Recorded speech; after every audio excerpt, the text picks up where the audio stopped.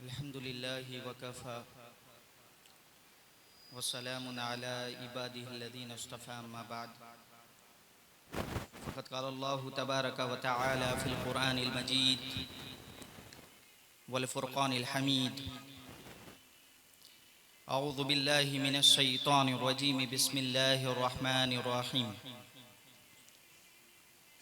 वल अस्रि इन्नल इंसाना लफ़ी ख़ुस्र इल्लल्लज़ीना आमनू व अमिलुस्सॉलिहाति व तवासौ बिल हक़्क़ि व तवासौ बिस्सब्र। व क़ाल नबी अकरम सल्लल्लाहु अलैहि वसल्लम ला युमिनु अहदुकुम हत्ता अकूना अहब्बा इलैहि मिन वालिदिही व वलदिही वन्नासि अजमईन। व क़ाल नबी अकरम सल्लल्लाहु अलैहि वसल्लम अद्दिबू औलादकुम अला सलासी खिस्वाल हुब्बि नबिय्यिकुम व हुब्बि अहलि बैतिही व तिलावतिल कुरआन। सदक़ल्लाहु मौलाना अज़ीम व बल्लगाना रसूलुहुन नबियुल अमीनुल करीम व नहनु अला ज़ालिका लमिनश शाहिदीन वश्शाकिरीन वल्हम्दुलिल्लाहि रब्बिल आलमीन। इन्नल्लाह व मलाइकतहु युसल्लूना अलन नबी या अय्युहल्लज़ीना आमनू सल्लु अलैहि व सल्लिमू तस्लीमा। अल्लाहुम्मा सल्लि अला सय्यिदिना व शफ़ीना मौलाना मुहम्मद व अला आलि सय्यिदिना मौलाना मुहम्मद सल्लु अलैहि व सल्लम।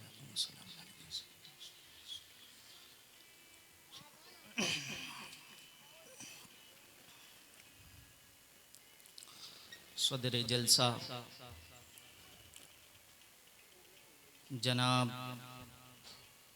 हाजी नेहालुद्दीन साहब व दीगर ज़िम्मेदारान मोहल्ला, हाज़रीन व सामाईन, घरों में पर्दा नशीं ख़वातीन व हज़रात, अस्सलामु अलैकुम व रहमतुल्लाहि व बरकातुहू।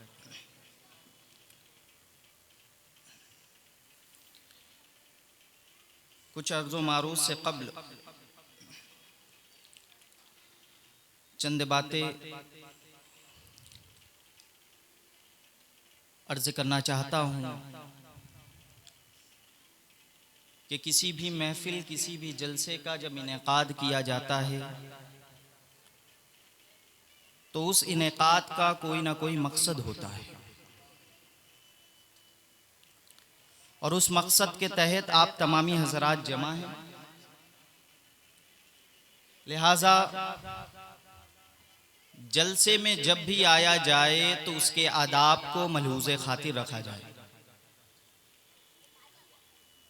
जलसे में आने के कुछ एटिकेट्स होते हैं, कुछ आदाब होते हैं और वो आदाब ये हैं कि जब आप किसी जलसे में शिरकत करें तो आप बावुज़ू होकर के आए। हर शख्स बावुज़ू होकर के आए और इस नीयत के साथ आए कि जो कुछ सुना जाएगा उस पर अमल किया जाएगा। और हमारी ज़बानें जितनी देर हम जलसे में हों, हमारी ज़बानों पर सुभान अल्लाह, माशा अल्लाह, अल्लाहु अकबर और कलमे, ये हमारी ज़बानों का विर्द हो। और साथ ही साथ जब जलसे में आए तो ये ख्याल रखते हुए आए कि हमारी फ़ज्र कज़ा ना हो। अगर फ़ज्र कज़ा होने का डर और इम्कान है तो फिर आप जलसे से अभी रुखसत हो जाइए और जाकर नींद लीजिए, जो कि ज़रूरी है। तो ये जलसे के आदाब थे जो मैंने अर्ज़ कर दिया कि हर शख्स को बावुज़ू होना चाहिए। मैं तंज़ीम को मुबारकबाद पेश करना चाहता हूँ, गुलामाने रसूल को, कि आपने बड़ी अच्छी जी महफ़िल का इनेक़ाद किया। और मैं मुबारकबाद देना चाहता हूँ कि अल्लाह की तौफ़ीक़ के बगैर कोई ज़र्रा भी नहीं हिलता। ला ततहर्रक ज़र्रतुन इल्ला बिइज़्निल्लाह, अल्लाह के हुक्म के बगैर एक ज़र्रा भी नहीं हिलता। तो अल्लाह ने ये तौफ़ीक़ आपको बख्शी, तो इसलिए मैं आपको मुबारकबादी पेश करना चाहता हूँ। अपनी तकरीर को शुरू करने से कब्ल मैं चंद अशार आपके वोशे गुज़ार करना चाहता हूँ।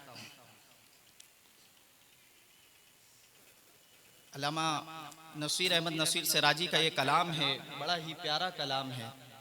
आप की समातों के हवाले कर रहा हूँ कि शायर कहता है कि बसद अदब है गुलामाना इल्तिमास हुजूर, बसद अदब है गुलामाना इल्तिमास हुजूर, जगह दें मुझको भी महशर में अपने पास हुजूर। बसद अदब है गुलामाना इल्तिमास हुजूर, जगह दे मुझको भी महशर में अपने पास हुजूर। इस इन्हिमाक से पढ़ता रहूं दुरूद व सलाम, इस इन्हिमाक से पढ़ता रहूं दुरूद व सलाम, फरिश्ते बैठे रहें मेरे आस पास हुजूर। इन्हिमाक का मतलब होता है तवज्जो से, कंसंट्रेशन से। तो शायर कहता है इस इन्हिमाक से पढ़ता रहूं दुरूद व सलाम, फरिश्ते बैठे रहें मेरे आस पास हुजूर।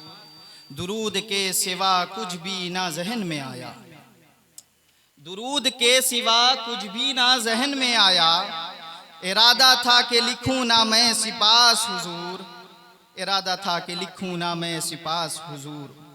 हुजूर मेरे किसी काम से खफा तो नहीं, ये हर बंदे मोमिन के ये दिल में ये ख्याल होना चाहिए कि उसके किसी अमल से हमारे प्यारे नबी ना खफा हो जाए।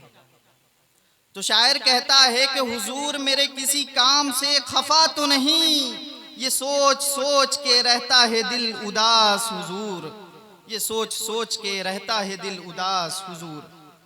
पहुंच सका ना मगर मंजिले कफे पा तक, अगलचे खूब उड़ा तायरे कयास हुजूर, अगलचे खूब उड़ा तायरे कयास हुजूर। इस शेर की थोड़ी सी तशरीह कर देता हूँ कि मंजिले कफे पा का मतलब होता है कि पाँव से लगी जाने वाली जगह, जो आपके तालू से मस हुई जगह होती है ना। तो शायर कहता है पहुंच सका ना मगर मंजिले कफे पा तक, हुजूर सल्लल्लाहु अलैहि वसल्लम की, आप सल्लल्लाहु अलैहि वसल्लम का पाँव मुबारक जिस सरजमीन पे पड़ा वो मदीनतुल मुनव्वरा की सरजमीन, जिसकी तरफ शायर इशारा कर रहा है कि पहुंच सका ना मगर मंजिले कफे पा तक, अगलचे खूब उड़ा तायरे कयास हुजूर। कयास कहते हैं समझ को, अकल को, और तायर कहते हैं परिंदे को। जो लोग मदीनतुल मुनव्वरा में जिन्हें ये सआदत अभी नसीब नहीं हुई है कि वो मदीनतुल मुनव्वरा में जाएं, हम दुआ करते हैं कि अल्लाह तमाम लोगों को मदीनतुल मुनव्वरा में बुला ले। तो जो लोग नहीं जा चुके होते हैं वो हर लम्हा ख्याल में रहते हैं कि काश हुजूर भी हमें बुला ले। और मदीनतुल मुनव्वरा की जो तस्वीर, जो विजुअल हम अपनी आंखों से देखते हैं, उसका ख्याल बार बार लाते हैं दिमाग में। ये जो लाना है ना, उसी की तरफ शायर इशारा कर रहा है कि पहुंच सका ना मगर मंजिले कफे पा तक, अगलचे खूब उड़ा तायरे कयास हुजूर, अगलचे खूब उड़ा तायरे कयास हुजूर। मैं घाट घाट फिरा फिर भी तिश्ना लब लौटा, मैं घाट घाट फिरा फिर भी तिश्ना लब लौटा, मिटेगी आपके पंघट से मेरी प्यास हुजूर, मिटेगी आपके पंघट से मेरी प्यास हुजूर। किसी अमल ना किसी राबते ने साथ दिया, किसी अमल ना किसी राबते ने साथ दिया, अब आपके दरे अल्ताफ से है आस हुजूर, अब आपके दरे अल्ताफ से है आस हुजूर। मैं पूरे होश में कलमा शरीफ पढ़ता हूँ, मैं पूरे होश में कलमा शरीफ पढ़ता हूँ, बवक्ते नज़ा न गुम हो मेरे हवास हुजूर, बवक्ते नज़ा न गुम हो मेरे हवास हुजूर। बगैर आपके ईमान का वजूद नहीं, बगैर आपके ईमान का वजूद नहीं, हकीकतन मेरे ईमा की है असास हुजूर, हकीकतन मेरे ईमा की है असास हुजूर। अल्लाह के रसूल सल्लल्लाहु अलैहि वसल्लम ने इरशाद फरमाया, ला युमिनु अहदुकुम हत्ता अकूना अहब्बा इलैहि मिन वालिदिही व वलदिही वन नासी अजमाइन। तुम में से कोई भी शख्स उस वक्त तक ईमान वाला नहीं हो सकता जब तक कि मैं उसके नज़दीक उसके वालिदैन से बढ़ करके, उसकी औलाद से बढ़ करके महबूब ना हो जाऊं, हत्ता कि सारे लोगों से बढ़ करके महबूब ना हो जाऊं। तो शायर कहता है बगैर आपके ईमान का वजूद नहीं, हकीकतन मेरे ईमा की है असास हुजूर। तुम्हारे अफ़्व का पर्दा हो मेरे ऐबों पर, तुम्हारे अफ़्व का पर्दा हो मेरे ऐबों पर, तुम्हारा लुत्फ़े करम हो मेरा लिबास हुजूर। तुम्हारा लुत्फ़ व करम हो मेरा लिबास हुजूर। मक्ता समात फरमाए कि नसीर पर भी हो आका रिदाए ला खौफुन। ला खौफुन का मतलब होता है डर, ना कोई डर ना हो। नसीर पर भी हो आका रिदाए ला खौफुन, बरोज़े हश्र रहे ये भी बेहरास रसूल, बरोज़े हश्र रहे ये भी बेहरास हुजूर। बसद अदब है गुलामाना इल्तिमास हुजूर, जगह दे मुझको भी महशर में अपने पास हुजूर। हाज़रीन मोहतरम, एक मरतबा फिर से रसूल और आले रसूल की बारगाह में हदियतन तोहफतन दुरूद व सलाम का नजराने अकीदत पेश करें। अल्लाहुम्मा सल्लि अला सय्यिदना व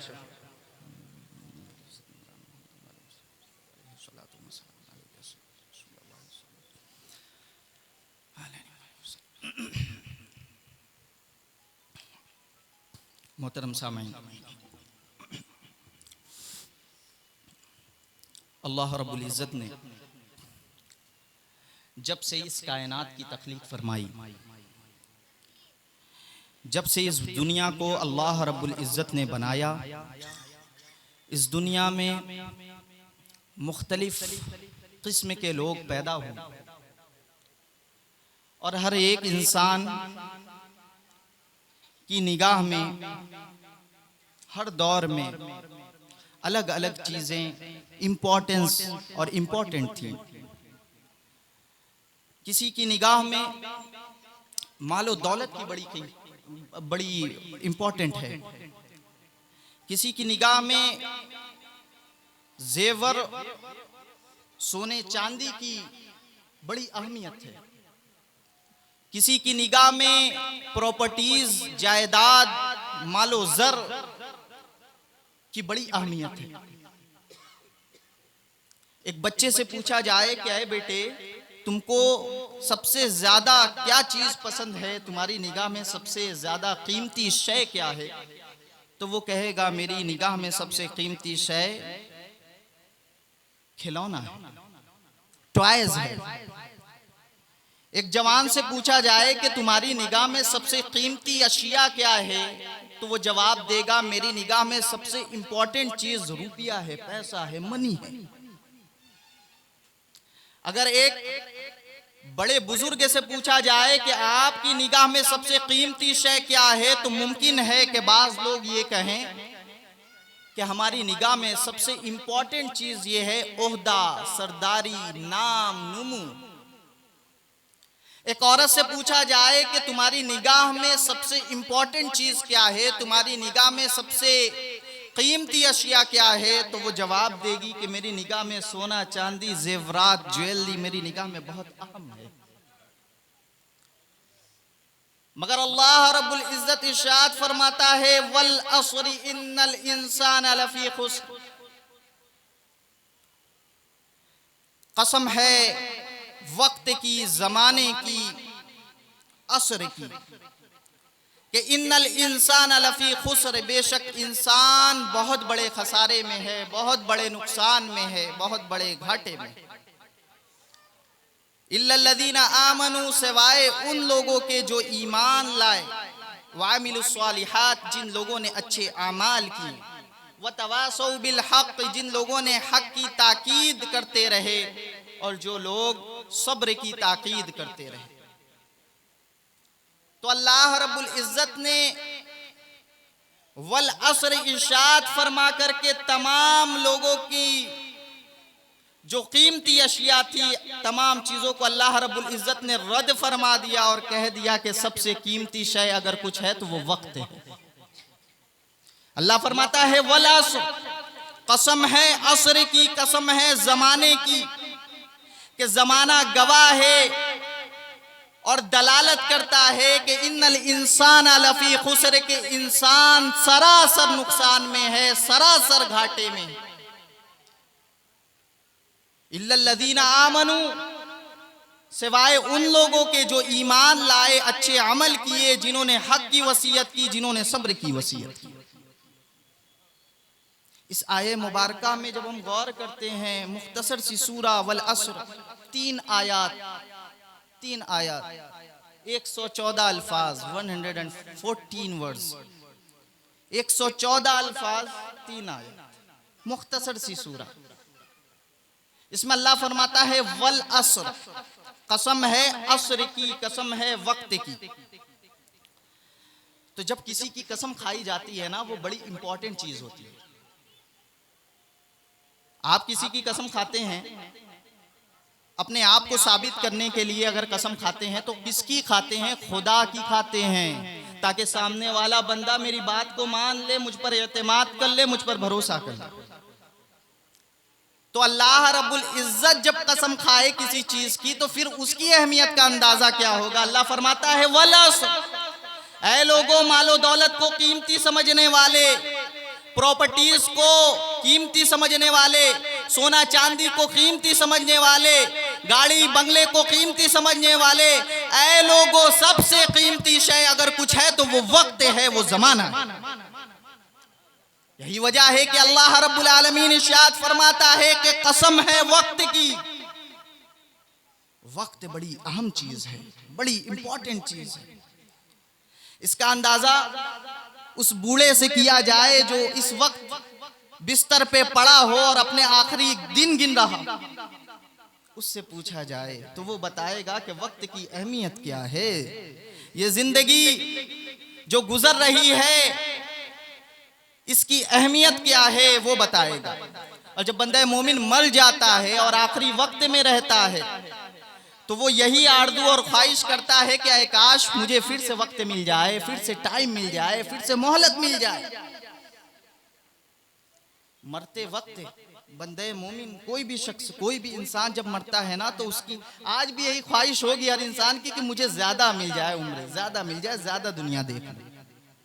मरने के बाद अल्लाह रब्बुल इज्जत कुरान मुकद्दस में इरशाद फरमाता है कि जब मैदान महशर कायम हो जाएगी, हज़रत इंसान रब की बारगाह में ये दुआ करेगा, या लैतनी क़द्दमतु ली हयाती, ऐ मेरे मालिक मुझे फिर से जिंदगी दे दे, फिर से थोड़ी मोहलत दे दे, फिर से थोड़ा सा टाइम दे। ये मोहलत मांगेगा, वक्त। वक्त इतनी अहम चीज है। अल्लाह के रसूल सल्लल्लाहु अलैहि वसल्लम इरशाद फरमाते हैं, निअमतान मबगूनुन फीहिमा कसीरुम मिनन नास अस्सिहत वल फराग।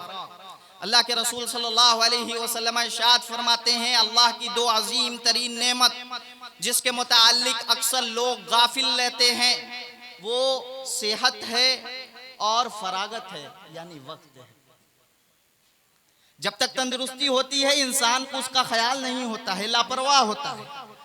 जब बीमारियां लग जाती हैं, दवाइयों पे दवाई आने लगती है, डॉक्टरों का दौरा होने लगता है, तब उसको अंदाजा होता है कि तंदुरुस्ती क्या नेमत है, क्या चीज है। और इसी तरह अल्लाह के रसूल ने फरमाया, वक्त ये अल्लाह की अजीम तरीन नेमत है जिसको इंसान भुलाए बैठा है, जिससे इंसान गाफिल रहता है। लिहाजा वक्त की कदर करने की जरूरत है।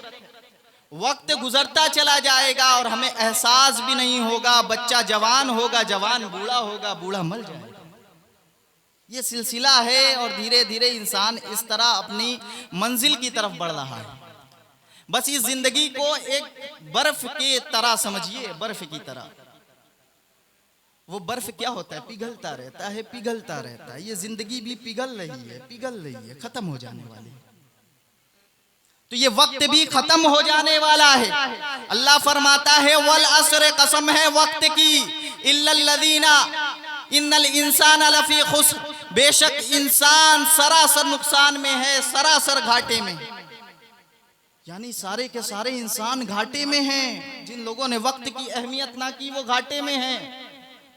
सारे इंसान घाटे में हैं। और घाटा क्या है? अल्लाह फरमाता है बहुत ज्यादा घाटे में, बहुत ज्यादा नुकसान में। और इसका अंदाजा मुफस्सिरीन बयान फरमाते हैं कि इंसान नहीं लगा सकता, सिवाय अल्लाह के और कोई नहीं जानता कि कितने घाटे में इंसान है। अल्लाह सुब्हानहू व तआला के इरशाद फरमाता है, इल्लल्लज़ीना आमनू व आमिलुस सालिहात, जो लोग वक्त की कदर करते हैं उन औकात में अल्लाह पर ईमान ले आते हैं। ईमान लाने के बाद अच्छे आमाल करते हैं। अच्छे आमाल करने के बाद तवासौ बिल हक करते हैं, हक की ताकीद करते हैं, हक को प्रमोट करते हैं। जनरेशन टू जनरेशन, नस्लन बादा नस्लिन हक को पहुंचाते हैं, वसीयत करते हैं और सब्र की वसीयत करते हैं। यही लोग कामयाब हैं। वरना सारे इंसान नुकसान और खसारे में, सारे इंसान। गलचे वो मुसलमान हो, अगर उसके अंदर ईमान उस दर्जे का नहीं है, अमाल नहीं है, तो वो भी घाटे में। अल्लाह ने फरमाया सारे इंसान घाटे और सारे इंसान नुकसान में, सिवाय उन लोगों के जिनके अंदर ये 4 किस्म की खूबियां पैदा हो जाएं। वो 4 किस्म की खूबियां क्या है कि ईमान वाले हो जाओ, अमल वाले हो जाओ, हक की वसीयत करने वाले हो जाओ और सब्र की वसीयत करने वाले हो जाओ। ईमान क्या है मेरे भाई? अल्लाह फरमाता है इल्लल्लज़ीना आमनू, सिवाय उन लोगों के जो ईमान ले आए। ईमान क्या है? सही बुखारी की हदीस है, 50 नंबर हदीस, जिसे हदीस जिब्रील के नाम से भी जाना और पहचाना जाता है, मशहूर है, जिसमें हज़रत जिब्रील अमीन अल्लाह के रसूल सल्लल्लाहु अलैहि वसल्लम की बारगाह करम में इंसानी लिबादा ओढ़ करके आपकी बारगाह में हाजिर होते हैं और अर्ज करते हैं, या रसूलुल्लाह सल्लल्लाहु अलैहि वसल्लम मल ईमान, ईमान क्या है? अल्लाह के रसूल सल्लल्लाहु अलैहि वसल्लम इरशाद फरमाते हैं, अंतुमिना बिल्लाहि व मलाइकतिहि व कुतुबिहि व रुसुलिहि वल यौमिल आखिर वल क़द्र खैरिहि व शर्रिहि मिनल्लाहि तआला वल बासी बादल मौत, जिसे हम ईमान मुफस्सल कहते हैं और पढ़ते हैं। अल्लाह के रसूल फरमाते हैं कि ईमान ये है कि अल्लाह पर ईमान लाओ, अंतुमिना बिल्लाह, अल्लाह पर ईमान लाओ, उसके फरिश्तों पर ईमान लाओ, उसकी किताबों पर ईमान लाओ, उसके रसूलों पर ईमान लाओ और क़यामत के दिन पर ईमान लाओ, तकदीर के अच्छे होने पर और तकदीर के बुरे होने पर ईमान लाओ और मरने के बाद दोबारा जिंदा उठाए जाने पर ईमान ले आओ। इन तमाम चीजों के मजमूए का नाम ईमान है। अल्लाह पर ईमान क्या है? अल्लाह की वहदानियत को माना जाए कि अल्लाह एक है, वहदहू ला शरीक है, अल्लाह गफ्फार है, अल्लाह रहमान है, अल्लाह जब्बार है, अल्लाह सत्तार है। ईमाने मुफस्सल और ईमाने मुजमल आप पढ़ते हैं, आमनतु बिल्लाहि कमा हुआ बि अस्माइही व सिफातिही व क़बिलतु जमीअ अहकामी, कि हम ईमान लाए अल्लाह पर जैसा कि वो अपने नामों के साथ है, अपनी सिफतों के साथ है। लिहाजा अल्लाह पर ईमान लाना ये है कि अल्लाह को गफ्फार जाना जाए, अल्लाह को रज़्ज़ाक़ जाना जाए कि अल्लाह राज़िक़ है, अल्लाह रोज़ी देने वाला है, अल्लाह को जब्बार जाना जाए कि अल्लाह ताला पकड़ने पर आ जाए किसी को तो फिर अल्लाह से कोई बंदा बच नहीं सकता। अल्लाह के तमाम नामों और सिफतों के साथ अल्लाह को मानना है, ईमान ये है। फिर आगे अल्लाह फरमाता है, अल्लाह के रसूल सल्लल्लाहु अलैहि वसल्लम इरशाद फरमाते हैं कि ईमान लाओ अल्लाह के फरिश्तों पर।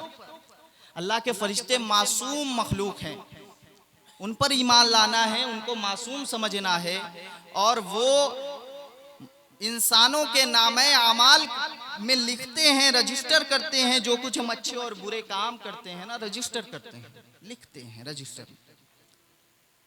इसी तरह अल्लाह के रसूल सल्लल्लाहु अलैहि वसल्लम इरशाद फरमाते हैं कि अल्लाह की किताबों पर ईमान लाओ, तौरात पे ईमान लाओ, ज़बूर पे ईमान लाओ, इंजील पे ईमान लाओ और कुरान मुक़द्दस पर ईमान लाओ। 4 आसमानी मुक़द्दस किताबें, इस पर ईमान लाओ। इसी तरह अल्लाह के रसूल फरमाते हैं कि अल्लाह के रसूलों पर ईमान लाओ, तमाम रसूलों पर हमारा ईमान है, हम तमाम रसूल को मानने वाले हैं। हम मूसा को भी मानते हैं, ईसा को भी मानते हैं, आदम को भी मानते हैं, इब्राहिम को भी मानते हैं। जब से दुनिया बनी तमाम अंबियाए किराम अलैहिमुस्सलातु वस्सलाम को हम मानते हैं और उन सब में सबसे बढ़कर हुजूर रहमत आलम सल्लल्लाहु अलैहि वसल्लम को मानते हैं कि उनकी मोहब्बत ऐने ईमान है। अगर उनकी मोहब्बत दिल में नहीं है तो ईमान कामिल नहीं है, ईमान मुकम्मल नहीं है। यही वजह है कि पहला हुक्म ईमान का अल्लाह ने दिया, इल्लल्लज़ीना आमनू, सिवाय वो लोग कामयाब होंगे उन लोगों के जो ईमान ले आए। ईमान अल्लाह पर, फरिश्तों पर, रसूलों पर, किताबों पर, आखिरत के दिन पर, क़यामत के दिन पर, तकदीर के अच्छे और बुरे होने पर, इन तमाम चीज़ों पर ईमान लाओ। और ईमान ये नहीं है कि ज़बान से इकरार कर लिया जाए, इकरारुम बिल लिसान व तस्दीकुम बिल क़ल्ब, सिर्फ ज़बान से इकरार करने का नाम ईमान नहीं है मेरे भाई। ईमान सिर्फ जबान से इकरार नहीं करना है, बल्कि व तस्दीकुम बिल क़ल्ब, क़ल्ब से उसको मानना है। जब बंदे मोमिन मानता है ना, तो अल्लाह को अल्लाह जानता है। अब अगर परेशानी के अय्याम आ जाए तो हमें यकीन है कि अल्लाह राजी के रोजी देने वाला है, तो फिर जबान पे नाशुक्री के कलमात नहीं आएंगे। जब हम गुनाहों की तरफ कदम बढ़ाएंगे तो हमारी निगाह, हमारे ख्याल, हमारे जहन में ये होगा कि अल्लाह जब्बार है, अल्लाह पकड़ने वाला है। तो फिर हम रुक भी जाएंगे कि अल्लाह अगर पकड़ ले किसी को तो फिर कोई बच नहीं सकता। तो अल्लाह पर ईमान इस तरह लाना है, और ये ईमान लाया जाए और इस ईमान पर इतनी मजबूती हो, इस्तेहकाम हो कि कोई भी शख्स आपके पाए से बात को हिला ना सके, जुम्बिश ना ले आए और आपको अपनी जगह से बिल्कुल हिलाना पड़े। उसको ईमान कहते हैं कि लोग लाख कोशिश करें, मुसीबतें लाख आए, लेकिन हम अपनी जगह से हिलने वाले नहीं हैं। हम साबित कदम रहेंगे, जमे रहेंगे, अल्लाह पे ईमान रखेंगे। हालांकि लोग कोशिश करेंगे कि ये नारा लगा दो, वो नारा लगा दो, हमारे बुतों को मानो, दीन इस्लाम छोड़ दो, ये सब कुछ करेंगे, मॉब लिंचिंग करेंगे, लेकिन इस लम्हे भी आपको अल्लाह पे ईमान रखना है। इसकी अजीम मिसाल ना सहाबे किराम ने पेश करके दिखा दी। जब अल्लाह के रसूल सल्लल्लाहु अलैहि वसल्लम ने ऐलान नबूवत फरमाया, ऐलान नबूवत के बाद जब लोग ईमान लाना शुरू करते हैं तो कुफ्फारे कुरैश तिलमिला उठते हैं। अरब की तपती हुई सरजमीन पर बिलाल को किस तरह लेकर लेटाकर जुल्म और ज्यादती करते हैं, वो दास्तान अपनी आंखों के सामने। दोपहर का वक्त है, तपती हुई रेत है, उस रेत पर बिलाल के कपड़ों को उतार दिया जाता है और उतार कर बिलाल को तपती हुई रेत पर लेटा दिया जाता है। लेटाने के बाद भारी भरकम पत्थर उनके सीनों पर रख दिया जाता है और कहा जाता है, बिलाल, जिसकी तुम इबादत करते हो छोड़ दो, जिसकी तुम इबादत करते हो छोड़ दो, मोहम्मद अरबी सल्लल्लाहु अलैहि वसल्लम के दीन को ठुकरा दो, मोहम्मद को बुरा भला कहो और हमारे माबूदों को लातो उज़्ज़ा को मान लो। ऐसे आलम में बिलाल की जबान पर क्या लफ्ज था। हजरत बिलाल अहदुन अहदुन की सदाएं बुलंद करते थे कि मेरा अल्लाह एक है, एक है। मजाल है कि इनके पैरों को हिलाया जा सके, ऐसे साबित कदमी चाहिए। ईमान का मतलब ये। इसी तरह हज़रत अम्मार बिन यासिर रज़ियल्लाहु ताला अन्हु की जिंदगी को पढ़िए। हज़रत अम्मार बिन यासिर, आपके वालिद गिरामी हज़रत यासिर, आपकी वालिदा हज़रत सुमैया रज़ियल्लाहु अन्हा, इन तमाम लोग ये गुलाम थे। इनके ऊपर ईमान लाने की वजह से जुल्म ज़्यादतियां की जा रही थी, इनके आकाओं की जानिब से जुल्म ज़्यादतियां हो रही थी, मारा जा रहा था, पीटा जा रहा था, बड़ी बेरहमी से मारा जा रहा था। मगर ऐसे लम्हे भी वो लोग अपने मिशन से, अपने हदफ से, अपने गोल से जर्रा बराबर भी नहीं हटते। और यही वजह है कि आप देखेंगे हज़रत अम्मार बिन यासिर रज़ियल्लाहु अन्हु की वालिदा मोहतरमा इसी जुल्म और ज़्यादती में आप शहीद भी हो जाती हैं और इस्लाम की पहली शहीदा कहलाती है हज़रत सुमैया रज़ियल्लाहु अन्हा। और आपके प्राइवेट पार्ट पर हमला किया जाता है कुफार की जानिब से और आप शहीद हो जाती है, शहीदा हो, पहली शहीदा। तो ये ईमान था कि ईमान ये है कि अल्लाह पर ईमान लाया जाए, रसूल पर ईमान लाया जाए, तो फिर हमारे अमाल भी गवाही दे कि हम अल्लाह पर ईमान रखते हैं, हमें कोई अपनी जगह से हिला ना सके। अगर हमसे नारे लगवाए जाने कोशिश की जा रही है तो हमारी जबान पे वो कलमा नहीं आएगा, बल्कि हमारी जबान पे अल्लाह अल्लाह का कलमा आएगा कि अल्लाह एक है, अल्लाह एक है। ये है ईमान। और इसकी मिसाल कहीं दूर नहीं, आप फलस्तीन के मुसलमानों को देख लीजिए, आप गाजा के मुसलमानों को देख लीजिए, क्या अजीम दास्तानें पेश कर रहे हैं ईमान। शायद ही तारीख आलम में ऐसी मिसाल पेश की जाए। 70-80 सालों से वो लोग जिस तरह से ईमान की मिसालें पेश कर रहे हैं ना, हम क्या पेश करें। उनके घरों को मिसमार किया जा रहा है, उन पे बारूदों से हमला किया जा रहा है, उनको ऊपर एयर स्ट्राइक्स की जा रही है, बच्चों को मारा जा रहा है, यतीम बनाया जा रहा है, बेवाएं औरतें हैं, मर्दों को मारा जा रहा है, हॉस्पिटलों पर बमबारी की जा रही है, स्कूलों को ढाया जा रहा है, उनका जीना मुहाल कर दिया गया, इलेक्ट्रिसिटी काट दी गई, पानी बंद कर दिया गया। क्या हद क्या होती है जुल्म और ज्यादती की। जो इंटरनेशनल लॉ है इसकी भी खिलाफ वर्जी की गई और ऐसी ऐसी एयर स्ट्राइक्स की जा रही हैं कि जो मिसाइल अगर बिल्डिंग्स पर गिरे तो उस बिल्डिंग को पिघला दे, और इंसान को अगर उसका जर्रा बराबर भी उसके अज्जा इंसान के ऊपर लगे तो इंसान का सिर्फ गोश्त ना खाए बल्कि उनकी हड्डियां भी तबाह कर दें, खा जाए। फॉस्फोरस आपने नाम सुना होगा।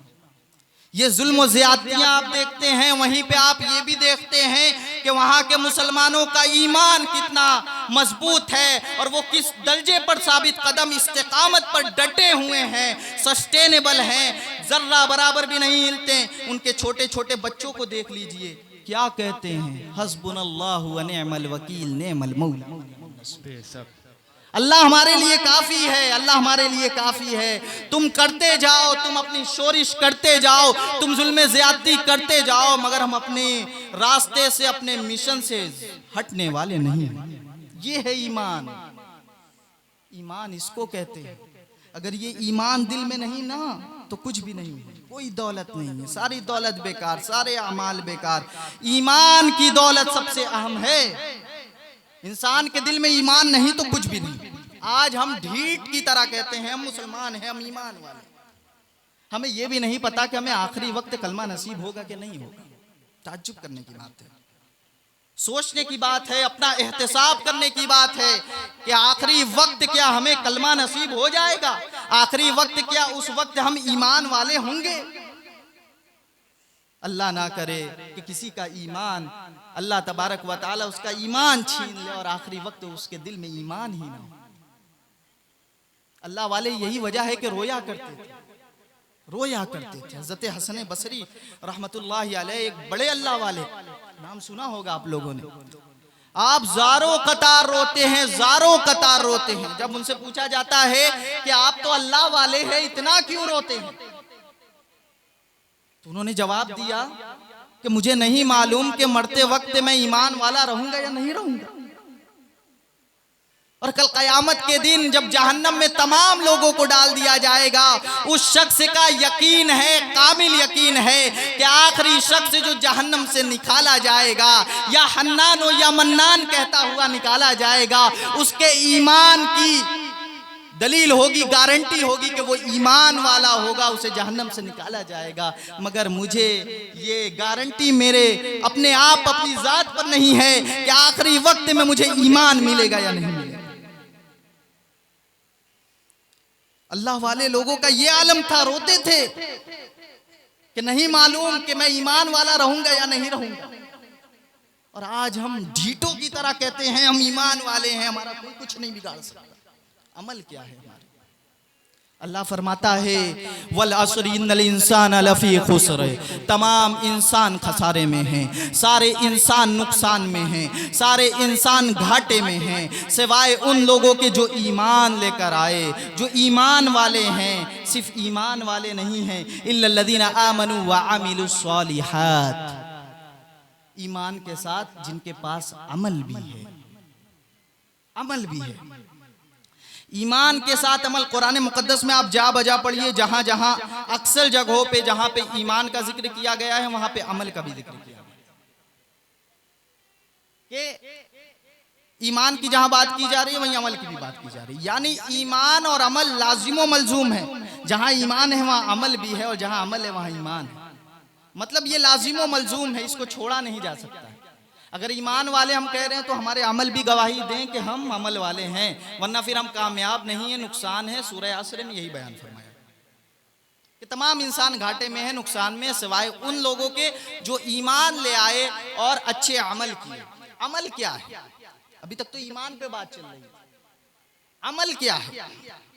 अमल तीन किस्म के अमाल होते हैं, एक इबादत, दूसरा इखलाक, तीसरा मामलात। ये तीन तरह के अमाल हैं। इबादत ये है कि अल्लाह की इबादत की जाए, उसके साथ किसी को शरीक ना ठहराया जाए। वअब्दुल्लाह वला तुश्रिकू बिही शैआ, अल्लाह की इबादत की जाएगी, उसके अलावा किसी को उसके साथ शरीक ना ठहराया जाए। और इखलाक और मामलात, ये दोनों का ताल्लुक इंसानों से। एक का ताल्लुक अल्लाह के साथ है, अमाल का ताल्लुक अल्लाह के साथ है, और दूसरा इखलाक और मामलात का ताल्लुक इंसानों के साथ है। यानी अल्लाह अपने हुकूक का भी जिक्र फरमाता है और अपने बंदों के हुकूक का भी जिक्र फरमाता है, और ये मिलाकर अमाल होता है। तो ईमान के साथ अमल भी जरूरी है।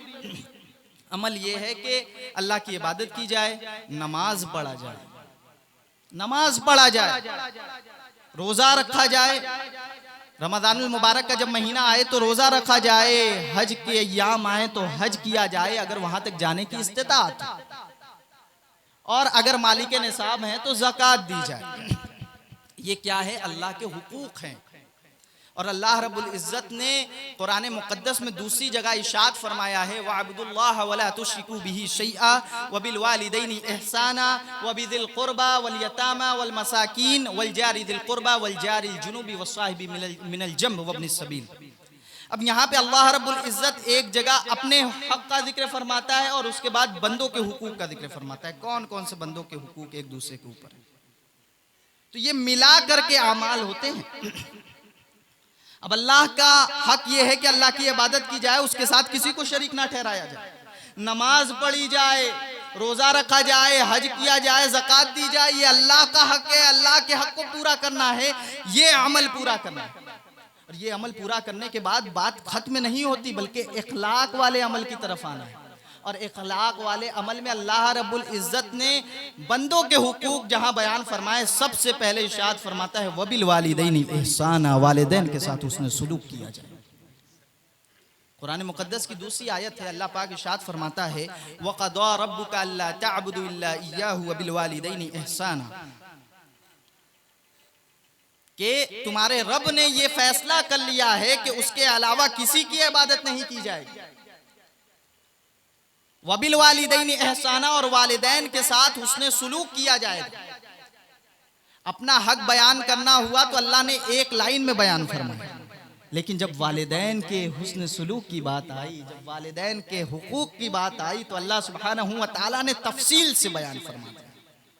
आगे अल्लाह पाक इरशाद फरमाता है इम्मा यबलुगन्ना इंदकल किबर अहदुहुमा औ किलाहुमा फला तकुल लहुमा उफ़्फ़िन वला तनहरहुमा वक़ुल लहुमा क़ौलन करीमा वख़्फ़िज़ लहुमा जनाहज़्ज़ुल्लि मिनर रहमा वक़ुल रब्बिरहमहुमा कमा रब्बयानी सग़ीरा।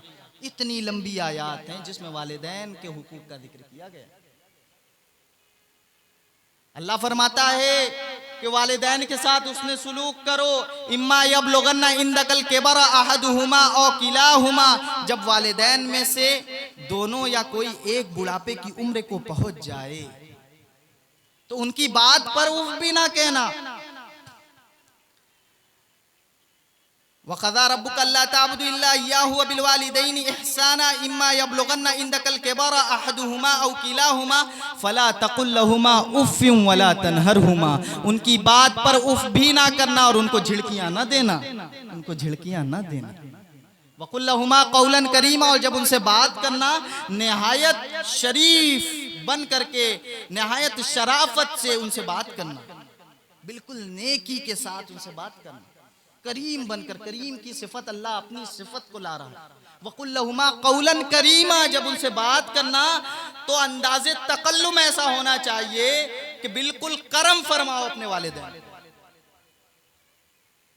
वक़्फ़िज़ लहुमा जनाहज़्ज़ुल्लि मिनर रहमा, और अपने बाजुओं को बिछाए रखना उनके लिए, अपने बाजुओं को, अपने रहमत वाले बाजुओं को उनके लिए बिछाए रखना कि उनके ऊपर से तुम्हारे वालिदैन चलकर आते रहें, जाते रहें।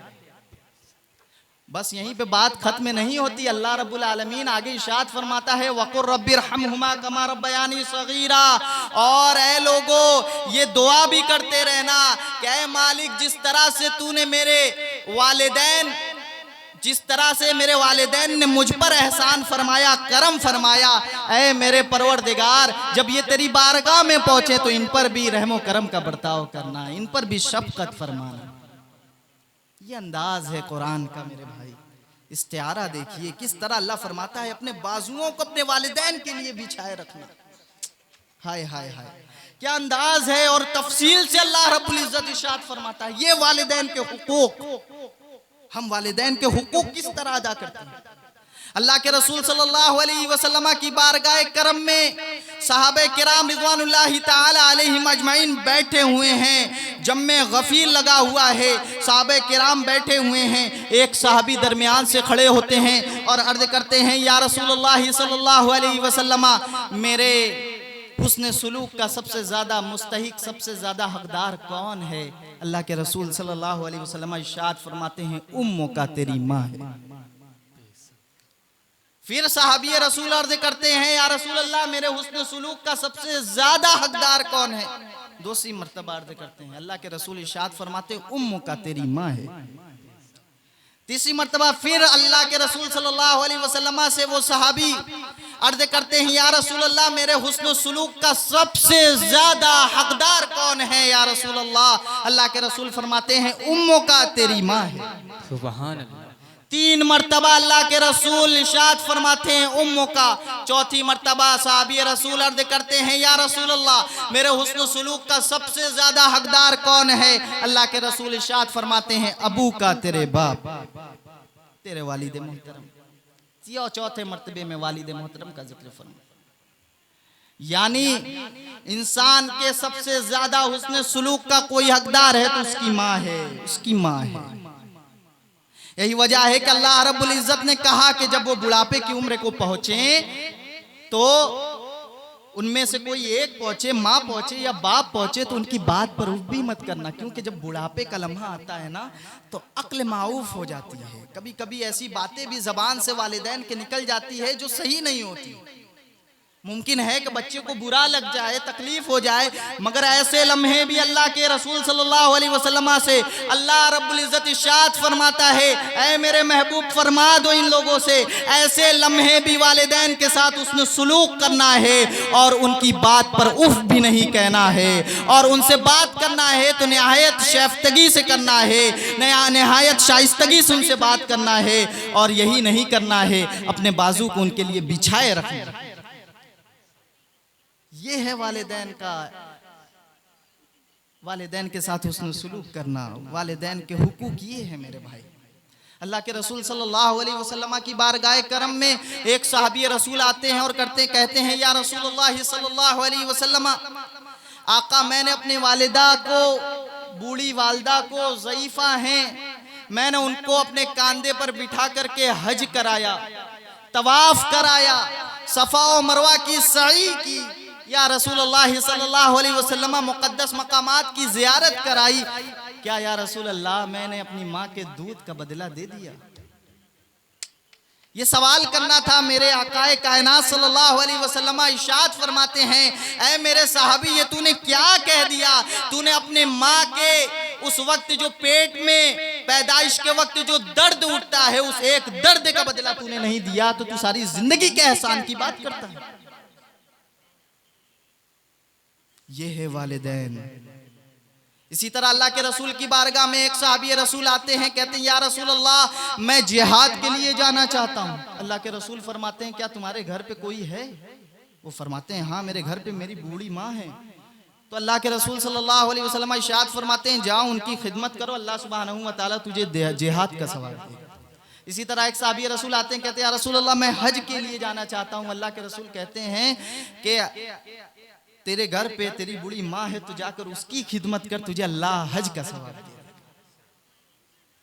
हाज़रीन मोहतरम याद रखिए इस दुनिया में कितना ही बड़ा नेक आदमी हो जाए, कितना ही बड़ा कुतुब हो जाए, कितना भी बड़ा गौस हो जाए, लेकिन वो सहाबी के दर्जे पर नहीं पहुंच सकता। जब सहाबे किराम का आलम ये है कि जब वो कहते हैं या रसूल अल्लाह हमने क्या अपनी माँ के एहसान का बदला चुका दिया, तो अल्लाह के रसूल फरमाते हैं कि नहीं, तूने अपनी माँ के एहसान का बदला नहीं चुकाया।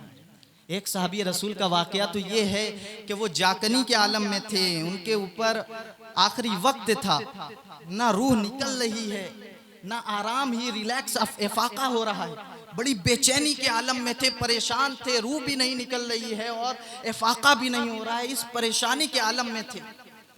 सहाबी रसूल जब इस परेशानी के आलम में थे तो दूसरे सहाबी अल्लाह के रसूल की बारगाह में आते हैं और अर्ज करते हैं, या रसूल अल्लाह, वो फला सहाबी इस परेशानी में मुब्तला है, चलिए साथ में।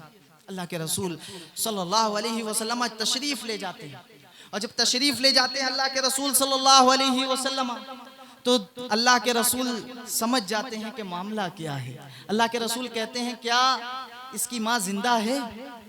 तो लोगों ने कहा इसकी माँ जिंदा है। अल्लाह के रसूल फरमाते हैं कि उसको बुलाया जाए। जब वो सहाबी रसूल की वालदा तशरीफ लाती हैं तो अल्लाह के रसूल इरशाद फरमाते हैं कि तू अपने बेटे को माफ कर दे। अल्लाह के रसूल जब ये इरशाद फरमाते हैं तो वो वालदा, उनका दिल बड़ा दुखा हुआ होता है। वो कहती हैं, ऐ अल्लाह के रसूल, यकीनन मेरा बेटा बड़ा जाहिद है, बड़ा इबादत गुजार है, बहुत अच्छा है या रसूल अल्लाह, मगर मेरे दिल को जो सदमा हुआ है या रसूल अल्लाह, मैं उसको माफ नहीं करूंगा। ये कहना था। अल्लाह के रसूल सल्लल्लाहु अलैहि वसल्लम हुक्म देते हैं, ऐ मेरे सहाबियों, लकड़ियों को इकट्ठा करो और आग लगा दो और इस सहाबी रसूल को उसमें डाल दो। अब वो माँ बेचैन हो जाती है कि मेरे जिगर के टुकड़े को आग में या रसूल अल्लाह डाल देंगे। जब ये बात अल्लाह के रसूल इरशाद फरमाते हैं तो वो सहाबिया अल्लाह के रसूल सल्लल्लाहु अलैहि वसल्लम की बात सुन करके तड़प जाती हैं और कहती हैं, या रसूल अल्लाह, ऐसा ना कीजिए, ऐसा ना कीजिए। अल्लाह के रसूल फरमाते हैं, अगर तू इसे माफ नहीं करेगी अपने बेटे को तो अल्लाह रब्बुल इज्जत इसे जहन्नम की आग में डाल देगा।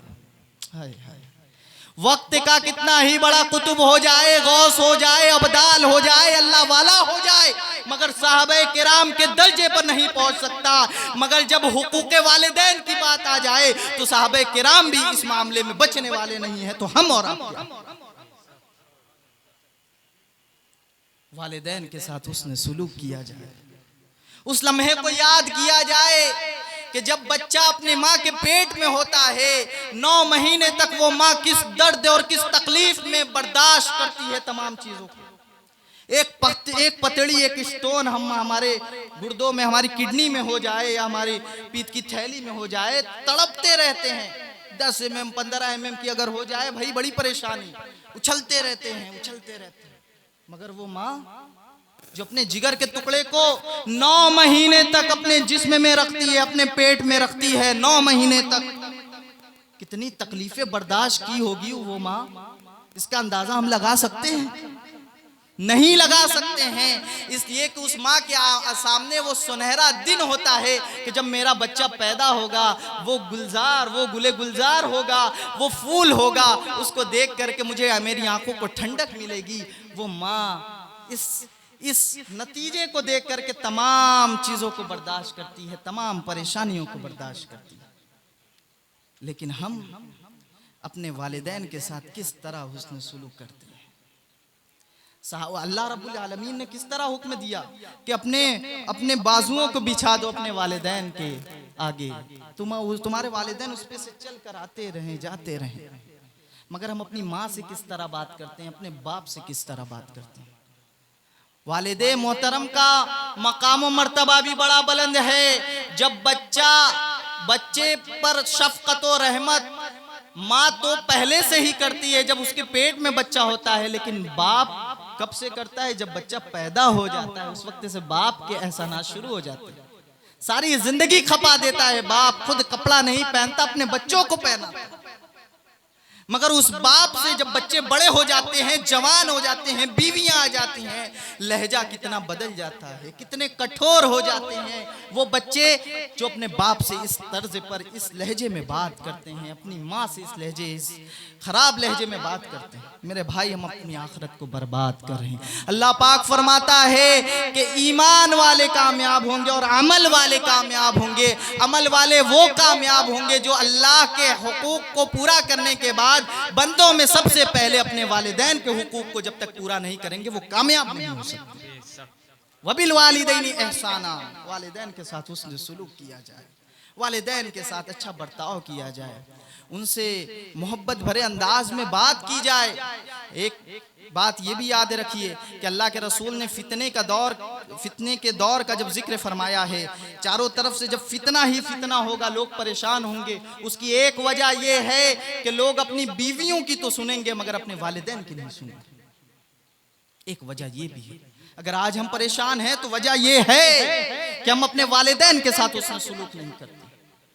हाज़िरीन मोहतरम, इस तरह से अल्लाह रब्बुल इज़्ज़त ने कुरान मुक़द्दस में वालिदैन के हुकूक के बाद बीवी बच्चों का भी जिक्र फरमाता है, रिश्तेदारों का भी जिक्र फरमाता है, पड़ोसियों का भी जिक्र फरमाता है, तमाम लोगों का जिक्र फरमाता है, मिस्कीन, यतीम, फकीर, सबका जिक्र फरमाता है कि इनके साथ अच्छा सुलूक किया जाए, नेकी का बर्ताव किया जाए।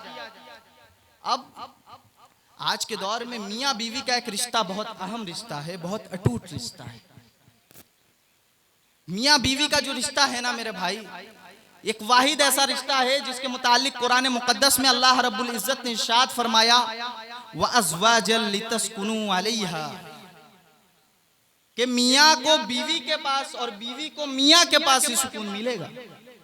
कुरान में अल्लाह रब्बुल इज़्ज़त ने एक जगह इरशाद फरमाया कि तुम्हें दुनिया में कहीं सुकून नहीं मिलेगा, अल्लाह के जिक्र में मिलेगा, अल्लाह के जिक्र में मिलेगा।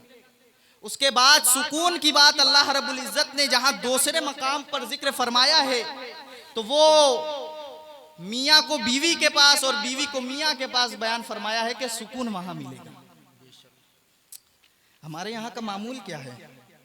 हम गौर करते हैं, दिन भर लोग कस्बे माश में मुब्तला रहते हैं, कमाते हैं, मेहनत करते हैं, रात होती है, जब बीवी को टाइम देना है, बच्चों को टाइम देना है, उनके साथ बैठकर हंसना है, बोलना है, तो ऐसे लम्हे में चबूतरों की जीनत बनते हैं, चाय के होटलों में बैठ जाते हैं, रोड पर बैठ जाते हैं 11-11, 12-12 बजे तक रात को, और फिर आते हैं, सो जाते हैं। ये हुकूक आप नहीं पूरा कर, और आप लाख अपने दोस्तों के साथ बैठ करके गपशप लगा लीजिए, कन्वर्सेशन कर लीजिए, जो चाहे कर ले, मगर सुकून नहीं मिलेगा। अल्लाह ने फरमाया सुकून मिलेगा तो वाइफ को हस्बैंड के पास मिलेगा, हस्बैंड को वाइफ के पास। ये वो रिश्ता है, इसको समझने की जरूरत है। हमारे मर्द हजरात, हमारे भाई, जरूरत इस अमर की है कि अपने बीवी बच्चों को टाइम दीजिए। आज मामलात इतने खराब हो रहे हैं, इसी वजह से हो रहे हैं कि हम अपने बीवी बच्चों को टाइम नहीं देते। वक्त हमारे पास सबके लिए है, दुनिया के हर शख्स के लिए है, फिजूलियात के लिए बड़े वक्त हैं, मगर नहीं वक्त है तो अपनी बीवी के लिए। अब जब इनसे पूछा जाता है भैया आप क्यों नहीं बैठते हैं, तो बड़ा अच्छा जवाब देते हैं, मियाँ क्या जाया जाए बीवियों के पास, इनका तो अलग ही रोना पीटना मचा रहता है। कभी ये बात, कभी वो बात कि देवरानी ने इतना काम कर लिया, जेठानी ने इतना कर लिया, हमने इतना किया। तो मियाँ इनकी बकवास सुनने से अच्छा है कि गली की जीनत बन जाया जाए। खवातीन को भी गौर करने की जरूरत है कि शौहर को सुकून पहुंचाया जाए, उनसे बातें की जाए, उनका खैर खैरियत अहवाल पूछे जाए। और शौहर पर भी ये जिम्मेदारी आयद होती है कि कभी बीवियों के हाथ से बने हुए खाने की तारीफ कर दी जाए। दिन रात शिकवे करना ये सेवा नहीं होना चाहिए मुसलमानों का। जब इस तरह गुजारेंगे तब मामला बनेगा। लिहाजा एक दूसरे के साथ रहेंगे, सुकून मिलेगा, वरना फिर मसला बढ़ जाएगा। लिहाजा एक दूसरे को हुकूक को समझिए। अल्लाह रब्बुल इज़्ज़त ने जो बयान फरमाया उस पर अमल कीजिए, और वालिदैन के साथ हुस्न सुलूक कीजिए, इसमें बैलेंस कीजिए। एक तरफ बीवी के भी हुकूक पूरे कीजिए, दूसरी तरफ वालिदैन के हुकूक को भी पूरे कीजिए। कुछ भी हो जाए वालिदैन से सरबराही मत कीजिए, मामलात रखिए, ये मेरा इतना मामला है, ऐसा मामला है, लेकिन अल्फाज में सख्ती नहीं आनी चाहिए, बुरा भला ना कहा जाए, और वहीं दूसरी तरफ अपनी बीवियों को भी समझाया जाए। अब मैं खवातीनों हजरात से भी चंद बातें कहना चाहता हूँ कि आपको ये गिला शिकवा होता है कि हमने इतना काम कर दिया, उतना काम कर दिया। अगर आप अपनी नीयत को अच्छा करके ढेर काम करेंगे, अल्लाह तबारक व तआला डबल टिबल आपको सवाब देगा। आप जो घर का काम करती हैं मामूली काम नहीं है। खाना बनाना, लोगों को खिलाना, बच्चों को बड़ा करना, ये वो काम है, ये वो तरबियत है। अल्लाह तबारक व तआला यही वजह है कि माओ के कदमों के नीचे जन्नत रखता है। अल जन्नत तहत अक़दामी उम्महातिकुम, जन्नत माओ के कदमों के नीचे रख दिया गया, यही वजह है। लिहाजा ये मत कहें कि हमने काम किया या हमने बहुत काम किया, बल्कि आप बढ़ चढ़ कर हिस्सा लें। जितना ज्यादा करेंगे उतना ज्यादा आपको अल्लाह तबारक व तआला नेकी देगा। ये नियत बना करके कीजिए, और जब ये नियत बना करके करेंगी तो जबान भी आपकी सही रहेगी। वरना फिर क्या होगा, खाना बनाने जाती हैं, इनको गाली, उनको गाली, इनको बुरा, उनको भला। ऐसी सूरत में आप गुस्से के आलम में खाना बनाएंगे, अल्लाह वाले बयान फरमाते हैं कि उसकी तासीर खाने में जाती है। और वो खाना जो एंगर के हालत में, गुस्से के हालत में बनाया हुआ खाना, वो जब बच्चे खाते हैं तो नाफरमान पैदा होता है। बेशक बेशक।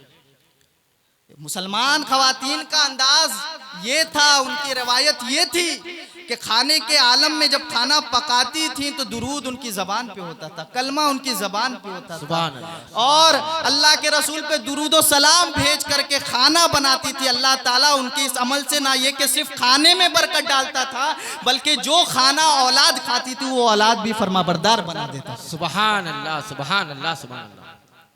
तो ये मामूल बनाना पड़ेगा, ये अंदाज बनाना पड़ेगा, ये तरीक़ाकार बनाना पड़ेगा। अल्लाह खाने में भी बरकत डालेगा। जब बंदे मोमिन, जब मोमिना खाना बनाने से पहले बिस्मिल्लाह पढ़ेगी, खाना बनाएगी, और जब उसको चम्मच से, स्पून से कढ़ाई में चलाएगी, दुरूद पढ़ती हुई चलाएगी, तो उसकी तासीर क्या होगी मेरे भाई। इस पर छोटी छोटी चीज़ों पर हम गौर नहीं करते। हमारे यहाँ की औरतें गौर नहीं करती, मगर इस पर गौर करने की ज़रूरत है। जब हम इस पर गौर करेंगे तब जा कर के बात बनेगी। वहीं हमारा शेवा गीबत का है, चुगली का है, झूठ का है। मेरे भाई, अल्लाह रब्बुल इज्जत इरशाद फरमाता है, इल्लल्लज़ीना आमनू व अमिलुस सालिहात, सिवाय वो लोग जो ईमान लाए और अच्छे अमल किए, वही लोग कामयाब होंगे। और अच्छे अमल में ये है कि झूठ ना बोलाया जाए, गीबत ना की जाए, चुगली ना की जाए। ये मामला सिर्फ खवातीन नहीं करती हैं, मैं हमारे यहाँ मर्द हज़रात भी करते हैं। बैठ जाते हैं भाई पान गुला करके, माजरत के साथ मुझे माफ कीजिएगा, बैठ जाते हैं, इनकी कहानी उनकी कहानी, ये बात वो बात। गीबत क्या है मालूम है आपको? अल्लाह के रसूल सल्लल्लाहु अलैहि वसल्लम की बारगाह करम में सहाबे किराम बैठे हुए, अल्लाह के रसूल सल्लल्लाहु अलैहि वसल्लम से पूछते हैं, या रसूल अल्लाह मल गीबा, मा हादिल गीबा, गीबत क्या है या रसूल अल्लाह सल्लल्लाहु अलैहि वसल्लम। अल्लाह के रसूल सल्लल्लाहु अलैहि वसल्लम इरशाद फरमाते हैं, ज़िक्रुका अखाका बिमा यकरहुहु, गीबत ये है कि तुम अपने भाई का जिक्र करो उसके पीठ पीछे, और ऐसा जिक्र करो जिसको वो नापसंद करता है। तो जो चीज तुम्हारा भाई नापसंद करता है, वो बात उसकी पीठ के पीछे अगर तुम बोलोगे तो ये हुई गीबत। अब साहबे किराम कहते, या रसूल अल्लाह, अगर वो ऐब उसके अंदर मौजूद है तो फिर कहने में क्या मसला है, तो फिर कह दिया जाए। अल्लाह के रसूल फरमाते हैं, अगर वो ऐब उसके अंदर मौजूद है और तुम ऐसा करते हो तो ये गीबत है, और अगर वो ऐब उस शख्स के अंदर मौजूद नहीं है तो ये गीबत नहीं बल्कि इल्जाम है। ये इससे भी बढ़कर उलमा यहाँ तक लिखते हैं, किसी पर झूठा इल्जाम लगा दिया जाए किसी चीज के मुताल्लिक भी, और वो बंदा वाकई में ऐसा ना हो, तो वो चीजें पलटती हैं। और बंदा मोमिन और वो शख्स से मरने से पहले वो चीज देखता है, लिहाजा इसका खास ख्याल किया जाए। खवातीन भी जो बैठती हैं, इनकी बुराई उनकी बुराई ये कबीरा गुनाह है। मेरी बहनें, मेरी माएँ, कबीरा गुनाह है। और मेरे भाई बुजुर्गों, कबीरा गुनाह है।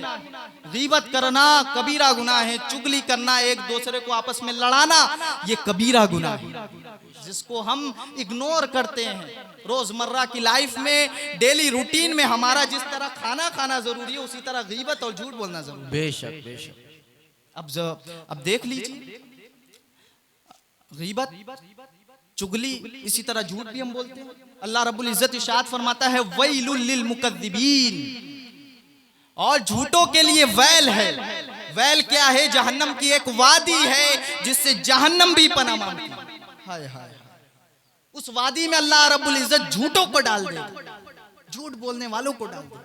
हम कितना झूठ बोलते हैं, कितना झूठ बोलते हैं। हाज़रीन मोहतरम, झूठ ना बोलिए। झूठ मालूम है कितने मकाम पर जायज़ है? तीन ऐसे लम्हे होते हैं जिस जगह झूठ थोड़ा बहुत बोला जा सकता है, वो भी सुन लीजिए। एक वो जब मैदाने जंग में हो, दुश्मन आमने सामने हो, तो उसको धोखा देने के लिए झूठ बोल सकते हैं। दूसरा ये कि मियाँ बीवी के दरमियान कुछ मामलात हो गए हैं, कुछ रंजिशें हो गई हैं, तो उस रंजिशों को दूर करने के लिए मियाँ बीवी से थोड़ा बहुत झूठ बोल दिया जाए कि आपकी बीवी तारीफ कर रही थी आपकी, आपका शौहर आपके मुतालिक तारीफ कर रहा है, उसका ऐसा इरादा नहीं।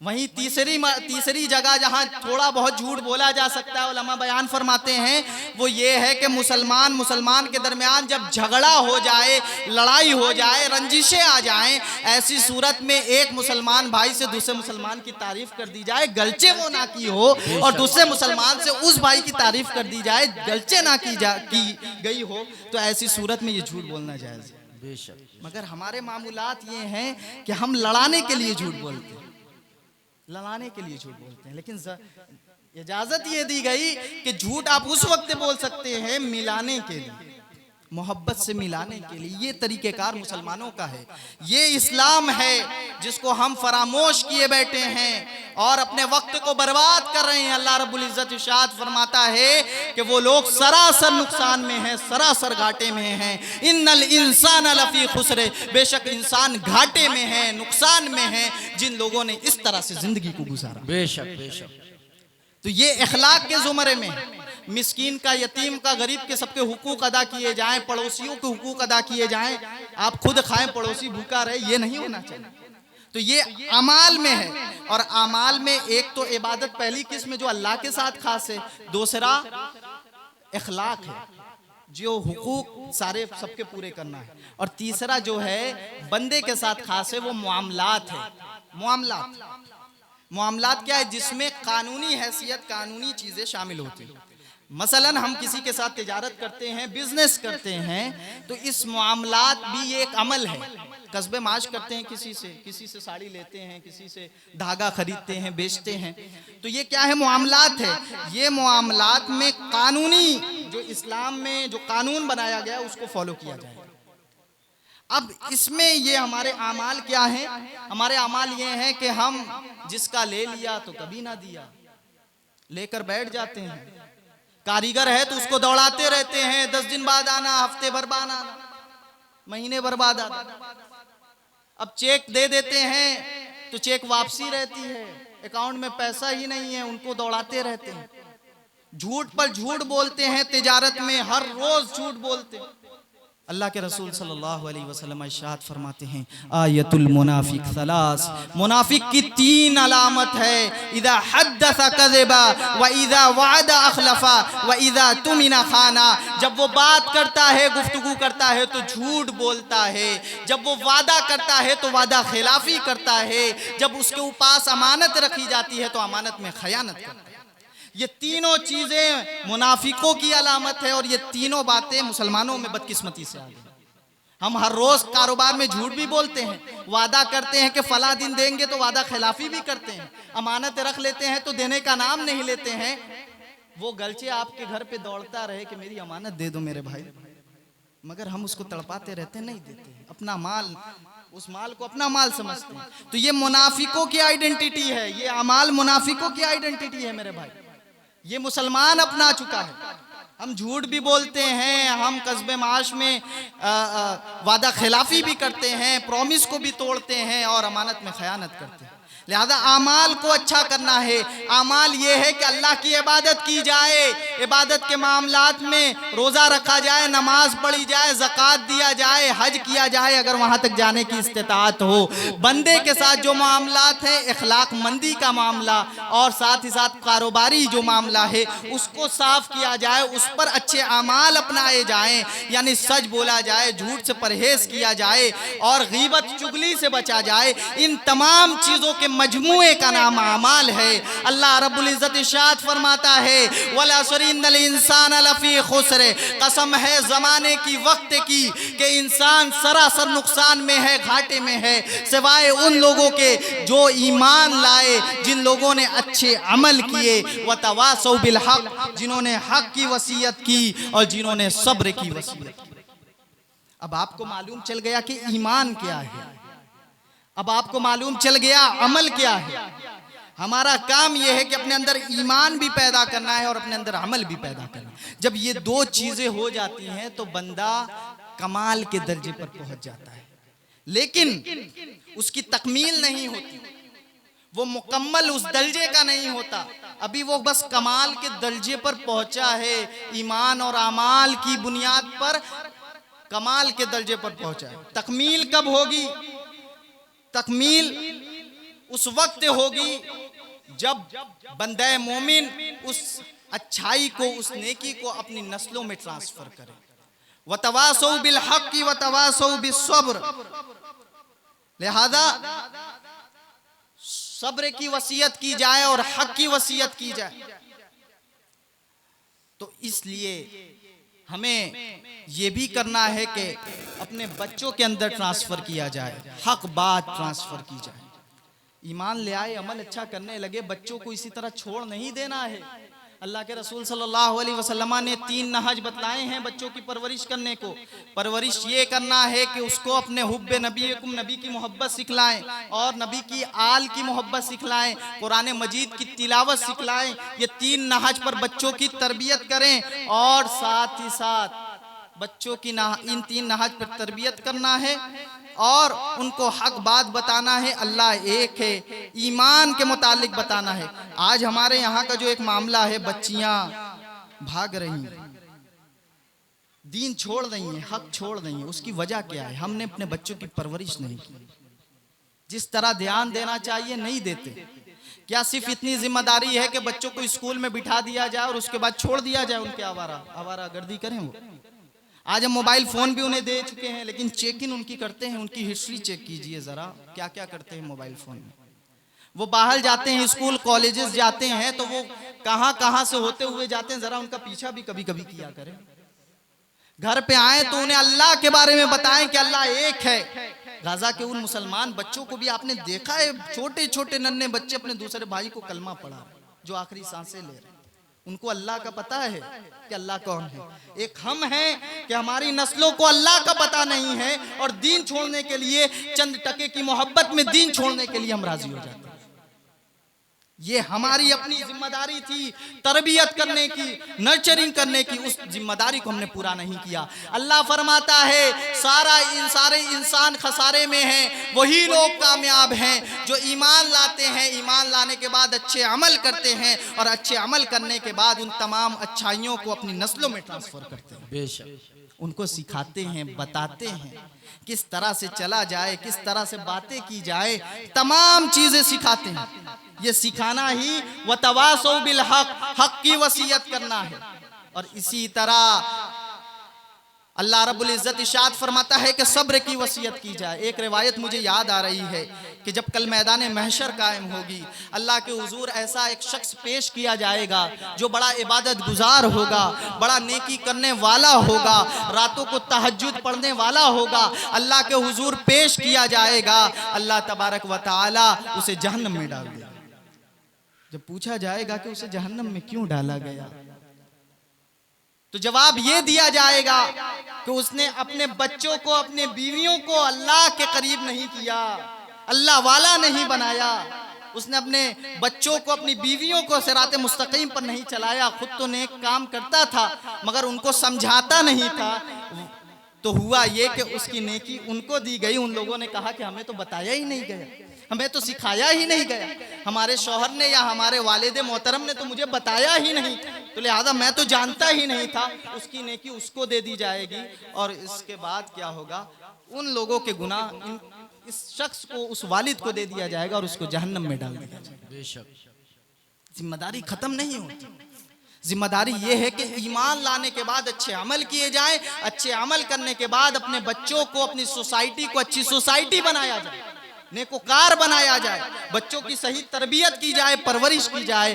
खास तौर पे मैं खवातीनों हजरात से ये बात कहना चाहता हूँ कि अपने बच्चों की खास तौर पे परवरिश कीजिए, क्योंकि आप पहला मदरसा है और पहला स्कूल है बच्चों। बेशक बेशक आपकी गोद में बच्चा पलता है, बढ़ता है, मोबाइल फोन में क्या कर रहा है जरा उस पर भी गौर किया कीजिए, किससे बातें कर रहा है उस पर भी गौर किया कीजिए, स्कूल कॉलेजेस में जा रहा है तो क्या करता है उस पर भी गौर किया कीजिए। ये तमाम चीजें हैं जो तवासो बिल हक के ज़ुमरे में आते हैं कि हक की वसीयत करते रहो, हक की ताकीद करते रहो। लफ्ज क्या इस्तेमाल किया गया, अल्लाह रब्बुल इज्जत ने इरशाद फरमाया तवासो, वसीयत का लफ्ज इरशाद फरमाया। और आपको मालूम है कि वसीयत कितनी अहम चीज है। जब बंदे मोमिन मरने लगता है उस वक्त जो वसीयत करता है तो उस वसीयत को लोग किस तरह पूरा करते हैं और वसीयत को पूरा करने का क्या बताया गया है कि उसकी वसीयत पहले पूरी की जाएगी। तो सोचिए अल्लाह रब्बुल इज्जत ने इसी लफ्ज का इंतखाब फरमाया कि तवासौ बिल हक, वो अच्छाई, वो हक, वो खुदा की बातें, रसूल की बातें अपने बच्चों के अंदर तलकीन करते रहो, बताते रहो, ताकीद करते रहो। बताएगा तो वो शख्स जो खुद करेगा ना। हमारे अपने अमाल कैसे हैं? बच्चा तो बाप को देख करके देख सीखता है ना, उसका हीरो, उसका आइडियल बाप होता है बचपन में। अब बाप ही नमाज ना पढ़े, बाप ही कुरान ना पढ़े तो वो क्या पढ़ेगा? बाप रील चला रहा है, गाना देख रहा है, ये कर रहा है, वो कर रहा है, तो वही करेगा ना। ऐसा तौर तरीका बदलने की जरूरत है। अल्लाह रब्बुल इज्जत इरशाद फरमाता है कि वतवासौ बिल हक़ वतवासौ बिस सब्र, हक़ की वसीयत करते रहिए और साथ ही साथ सब्र की वसीयत करते रहिए। सब्र क्या है? जब बंदे मोमिन सिराते मुस्तकीम पर चलता है ना तो बड़ी परेशानियां आती हैं। बच्चों की तरबियत करता है ना तो बड़ी परेशानियां आती हैं, कभी खुद भूखा मरने लगता है। इन तमाम सूरतों में सब्र करना भी है और सब्र करना सिखलाना भी है। अल्लाह फरमाता है या अय्युहल्लज़ीना आमनू इस्तईनू बिस्सब्रि वस्सलाह, ऐ ईमान वालो अल्लाह की मदद सब्र के जरिए और नमाज के जरिए तलब करो। अल्लाह रब्बुल इज्जत पहले सब्र का जिक्र फरमाता है। तो सब्र कितनी अहम चीज है। सब्र सीखना है तो मैदान करबो बला में चले जाओ। इमाम आली मकाम को देखो कि किस तरह से उन्होंने सब्र किया। हुसैन शहीद करबला ने किस तरह से सब्र किया, अपने बच्चों को कुर्बान किया अल्लाह के लिए और खुद बच्चों को वो सब्र करना भी सिखलाया। और यही नहीं, इमाम आली मकाम के बाद आपकी बहन हजरत ज़ैनब ने जिस तरह से सब्र की मिसाल पेश की है वो हमारी ख़वातीन हज़रात के लिए आइडियल है। लिहाजा सब्र करना है। जब सिराते मुस्तकीम पर चलते हैं, सीधे रास्ते पर चलते हैं, शैतान भी बहकाता है। मोबाइल फोन पर कुछ चलाते हैं तो उल्टी सीधे चीजें सामने आती हैं, तो शैतान भी हमला कर रहा है, नफ्स भी परेशान कर रहा है। ऐसे लम्हे में सब्र करना, अल्लाह रब्बुल इज्जत इसका बड़ा अजर देगा। और यही जिहाद है, यही जिहाद है। आज अगर फलस्तीन मुसलमानों की मदद करना है तो इस तरह मदद कीजिए कि चीजों का जो वहां के बनाए हुए सामान है उनका इस्तेमाल ना कीजिए, इस पर सब्र कीजिए। ये सब्र करना है हमें। अब हमारे यहाँ शादियों का सीजन आ रहा है ना, देखिएगा किस तरह से हम उसका इस्तेमाल करते हैं। सब्र करना है हमें। अल्लाह सुब्हानहू व तआला सब्र करने वालों के साथ है। फलस्तीन के मुसलमानों को देखो कि किस तरह से सब्र कर रहे हैं, बच्चे किस तरह सब्र कर रहे हैं, माएँ किस तरह सब्र कर रहे हैं। ना खाने का अच्छा ना खाना है, ना पहनने का कपड़ा है, ना रहने के लिए छत बची हुई है, मगर नमाज की पाबंदी है, अच्छे अमाल हैं। बच्चों को अल्लाह बताया जा रहा है कि अल्लाह कौन है, अल्लाह पर ईमान किस तरह रखा जाए, वो सब कुछ बताया जा रहा है और सब्र भी बताया जा रहा है। लिहाजा हम मुसलमानों को चाहिए कि अपने वक्त को इन कामों में लगाएं, वक्त ना बर्बाद करें। अल्लाह ने फरमाया वल असर, कसम है असर की, कसम है ज़माने की, कसम है वक्त की। लिहाजा जिन लोगों ने वक्त को बुरे कामों में बर्बाद कर दिया वो सरासर घाटे में है। अल्लाह फरमा रहा इन्नल इंसान लफ़ी खुस्र। और जिन लोगों ने ईमान को कबूल किया, अच्छे अमल किए और हक बात ट्रांसफ़र करते रहें, ताकीद करते रहें और वसीयत करते रहें, सब्र की वसीयत करते रहें, यही लोग कामयाब हैं, यही लोग कामयाब हैं। अपने वक्त को बर्बाद ना कीजिए मुसलमानों। अल्लाह के रसूल सल्लल्लाहु अलैहि वसल्लम ने इरशाद फरमाया है कि मोमिन की एक अच्छी खूबी ये है इन्ना मिन हुस्न इस्लामिल मरई तरकुहु मा ला यानी, कि एक इंसान के बेहतरीन मुसलमान होने की खूबी ये है कि वो फिजूलियात को छोड़ देता है, वो लायानी बातों को छोड़ देता है, वो फिजूल कामों को छोड़ देता है। हमारी कौम सबसे ज्यादा फिजूल कामों में मुब्तला है, सबसे ज्यादा। तमाम वक्त है हमारे पास, तमाम वक्त हमारे पास, सब कुछ करने के लिए हमारे पास वक्त है। फिजूलियात, मोबाइल में बैठकर गेम खेलेंगे, रील चलाएंगे, ये करेंगे वो करेंगे, ये फिजूल है। अल्लाह के रसूल फरमाते हैं बेहतरीन मुसलमान की खूबी ये है कि वो फिजूलियात में नहीं लगता, बल्कि उसका हर दिन पिछले दिन से अच्छा होता है, कुछ अचीव करता है, कुछ हासिल करता है। लिहाजा हमें वक्त को बर्बाद नहीं करना चाहिए, वक्त को यूटिलाइज करिए और अपने क्वालिटी टाइम को अपनी फैमिली के साथ स्पेंड कीजिए, गुजारिए, फैमिली के साथ दीजिए और अल्लाह के साथ एक वक्त लगाइए जो रात का औकात होता है, वक्त होता है, और दिन में काम कीजिए और फिर एक हिस्सा अपनी फैमिली और अपने बच्चों और अपनी औरतों और अपनी खवातीनों को दीजिए।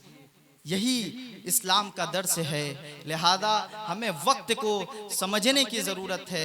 इस सरजमीन बनारस और हिंदुस्तान में हम अक़लियत में है ना, माइनॉरिटी है, अक़लियत में। हमारा आलम ये है, हमारी गली कूचे मेजॉरिटीज में जो लोग हैं, जो मेजॉरिटी में हैं, जो अक्सरियत में हैं, उनकी गली कूचे उनकी सोसाइटी में चले जाएंगे, इतने फिजूल काम नहीं करते हैं, बैठे नहीं रहते जितना हमारे यहाँ के लोग फिजूलियात करते हैं। गली गली भीड़ लगी रहती है। ये हमारी फिजूलियात है मेरे भाई। इन फिजूल कामों से बचिए। इन फिजूल कामों से बचना ही दीन पर चलना है। इन फिजूल कामों से बचना ही रसूल की सुन्नत पर अमल करना है। रसूलुल्लाह सल्लल्लाहु अलैहि वसल्लम ने इरशाद फरमा दिया कि बेहतरीन मुसलमान वो है कि जो लायानी कामों से बचता है, फिजूलियात से बचता है। वल असर का यही पैगाम है कि ईमान लाया जाए, अमल किया जाए, हक बात की तलकीन की जाए, सब्र की तलकीन की जाए। ये वो सूरा है, मुख्तसर सूरा, 3 आयात 114 वर्ड्स। ये इतनी मुख्तसर सूरा है मगर इसमें तमाम कुरान के उलूम मौजूद है। इमाम शाफी अली रहमा का कौल याद आ गया कि इमाम शाफी अली रहमा फरमाते हैं कि लौ लम यंजिल गैर हाज़िहि सूरा, कि अगर इस एक सूरत के अलावा कुरान की दूसरी आयात ना भी नाजिल होती, दूसरी आयात कुरान की ना भी नाजिल होती सूरह वल असर के अलावा, तो लक़फ़तिन नास ये लोगों के लिए काफ़ी होती। लिअन्नहा शमलत जमीअ उलूमिल कुरान, इसमें कुरान मुक़द्दस के तमाम उलूम को इकट्ठा जमा कर दिया गया, सारी बातें बता दी गई। तो अब मुसलमानों बगैर मकसद के जिंदगी ना गुजारो, मकसद होना चाहिए और वो मकसद अल्लाह ने बता दिया है। हर मुसलमान का मकसद ये है, ईमान पर साबित कदम हो जाओ, ईमान वाले हो जाओ, अमल वाले हो जाओ और तवासो बिल हक करो, हक की बात बताओ और तलकीन करो, और सब्र की बात बताओ, सब्र की तलकीन करो। यही मुसलमानों का मकसद और हदफ है। इसी पर अपनी ज़िंदगी को गुजार दो, दुनिया में भी कामयाब हो जाओगे, आखिरत में भी कामयाब हो जाओगे। दुआ है कि अल्लाह सुब्हानहू व तआला हम सबको नेक और एक बनाए, वक्त का पाबंद बनाए, फिजूलियात से बचने की तौफीक अता फरमाए। व आखिरु दावाना अनिल हम्दुलिल्लाहि रब्बिल आलमीन।